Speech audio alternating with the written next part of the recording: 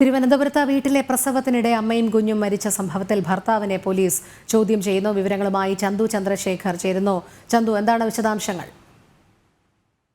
കഴിഞ്ഞ ദിവസമാണ് ഇത്തരത്തിൽ ഗർഭിണിയായ യുവതിക്ക് ചികിത്സ നൽകാതെ വീട്ടിൽ തന്നെ പ്രസവിക്കാൻ ഭർത്താവ് നയാസ് നിർബന്ധിച്ചത്. ഈ സംഭവത്തിലാണ് കുഞ്ഞും ഈ അമ്മയും മരിച്ചത്.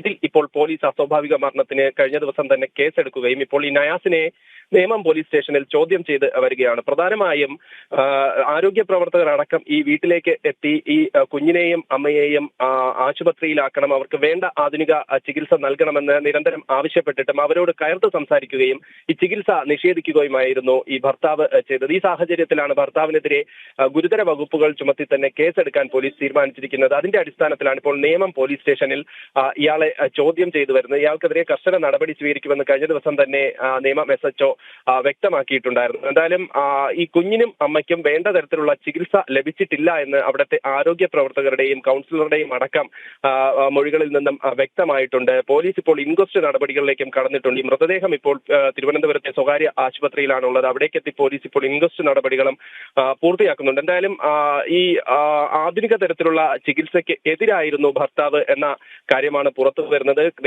നേരത്തെ 2 തവണ സിസേറിയൻ ആയിരുന്നു ഈ സ്ത്രീക്ക് 2 കുഞ്ഞുങ്ങൾ ഉണ്ടായത്. സിസേറിയൻ ആയിരുന്നു. അപ്പോൾ സ്വാഭാവികമായും ചില കോംപ്ലിക്കേഷൻ ഉണ്ടാകാനുള്ള സാധ്യതയുണ്ട്. അതുകൊണ്ട് തന്നെ ഇത്തരത്തിൽ അക്യൂപഞ്ചർ പോലെയുള്ള ചികിത്സാ രീതി അവലംബിക്കുന്നതിനേക്കാൾ നല്ലത് ആധുനിക രീതിയിലുള്ള ചികിത്സ നൽകണമെന്നായിരുന്നു. ഇത് ആശാ വർക്കർമാർ അടക്കം നിരന്തരം ആവശ്യപ്പെട്ടിട്ടും ഇയാൾ അതിന് തയ്യാറാകാതെ നിർബന്ധിച്ച് വീട്ടിൽ തന്നെ പ്രസവിപ്പിക്കാൻ വേണ്ടിയിട്ടുള്ള നടപടികൾ എടുക്കുകയായിരുന്നു. ഇതിന്റെ അടിസ്ഥാനത്തിലാണ് കഴിഞ്ഞ ദിവസം തന്നെ അമ്മയും കുഞ്ഞും മരണപ്പെട്ടത്. എന്തായാലും പോലീസ് ഇപ്പോൾ നടപടികൾ ആരംഭിച്ചിട്ടുണ്ട്. ഈ നയാസിനെതിരെ കർശന വകുപ്പുകൾ ചുമത്തി തന്നെ കേസെടുക്കാനുള്ള സാധ്യതയാണ് കാണുന്നത്. രോഹിണി. ചന്തു, അതോടൊപ്പം ഇപ്പോൾ നയാസിനെയാണ് ചോദ്യം ചെയ്യുന്നത്. ഈ യുവതിയെ ചികിത്സിച്ച അക്യുപഞ്ചർ ക്ലിനിക്ക് നടത്തുന്ന വെഞ്ഞാറമൂട് സ്വദേശി ഷിഹാബ് എന്ന് പറയുന്ന ഒരു വ്യക്തിയാണല്ലോ. ആ ഷിഹാബിനെ ചോദ്യം ചെയ്യാനുള്ള നടപടികളോ അല്ലെങ്കിൽ ഈ കേസുമായി ബന്ധപ്പെട്ട മറ്റേതെങ്കിലും നിയമ നടപടികൾ സ്വീകരിക്കാനോ പോലീസ് തയ്യാറായിട്ടുണ്ടോ? തീർച്ചയായും അത്തരത്തിലുള്ള നടപടികളിലേക്ക് കടക്കും. പോലീസ് ഇപ്പോൾ പ്രാഥമിക റിപ്പോർട്ട് തയ്യാറാക്കിയിട്ടുണ്ട്. ഈ ഡോക്ടറും ഇപ്പോൾ പോലീസ് ആദ്യം പ്രാഥമികമായി തന്നെ മൊഴിയെടുത്തതാണ് നമുക്ക് മനസ്സിലാക്കാൻ കഴിയുന്നത്. ഈ ഡോക്ടർ ഉൾപ്പെടെ ആ സമയത്ത് ആരൊക്കെ അവിടെ ഉണ്ടായിരുന്നു എന്ന തരത്തിലേക്ക് ഉള്ള നടപടികൾ പോലീസ് കടക്കുന്നുണ്ട്. ഈ പ്രധാനമായും നയാസിനെ ചോദ്യം ചെയ്തതിനു ശേഷം എന്താണ് ഇതിന് കാരണമെന്നും ആരൊക്കെയാണ് ഇതിൽ ഉണ്ടായിരുന്നതെന്നും അടക്കം പോലീസ് പരിശോധിക്കുന്നുണ്ട്. ഇയാളുടെ 2ാം ഭാര്യയാണ് ഈ മരിച്ച സ്ത്രീ. ആദ്യ ഭാര്യയിലുണ്ടായിരുന്ന മകനും ഇത്തരത്തിൽ 5 അക്യുപഞ്ചർ പഠിക്കുന്നുണ്ട്. അപ്പോൾ ആ കുട്ടിയും ആ മകനും ആദ്യ ഭാര്യയിലുണ്ടായ മകനും ഈ സമയത്ത് ഈ പ്രസവ സമയത്ത് വീട്ടിലുണ്ടായിരുന്നതാണ് മനസ്സിലാക്കാൻ കഴിയുന്നത്. പക്ഷെ അതിലൊരു സ്ഥിരീകരണം നൽകിയിട്ടില്ല. പോലീസ് അതിനെക്കുറിച്ചും അന്വേഷിക്കുന്നുണ്ട്. അപ്പോൾ ആരൊക്കെയായിരുന്നു കൂടെ ഉണ്ടായിരുന്നത്, എന്താണ് സംഭവിച്ചതെന്നതടക്കം വിശദമായി പോലീസ് പരിശോധിക്കുന്നുണ്ട്.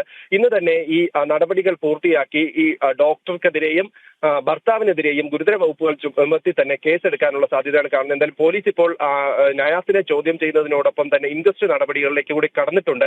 PRS ഹോസ്പിറ്റലിലാണ് ഇപ്പോൾ ഈ അമ്മയുടെയും കുഞ്ഞിന്റെയും മൃതദേഹമുള്ളത്. അവിടേക്ക് പോലീസ് അല്പസമയത്തിനകം എത്തി ഇൻക്വസ്റ്റ് നടപടികൾ പൂർത്തിയാക്കും. അതിനുശേഷമായിരിക്കും രോഹിണി സൂചിപ്പിച്ചതുപോലെ തന്നെ ഗുരുതര വകുപ്പുകൾ ചുമത്തി കേസ് രജിസ്റ്റർ ചെയ്യുന്ന സാഹചര്യത്തിലേക്ക് അല്ലെങ്കിൽ അത്തരം നടപടികളിലേക്ക് പോലീസ് കടക്കുക. ശരി, ചന്തു ചന്ദ്രശേഖറാണ് വിവരങ്ങൾ നൽകിയത്.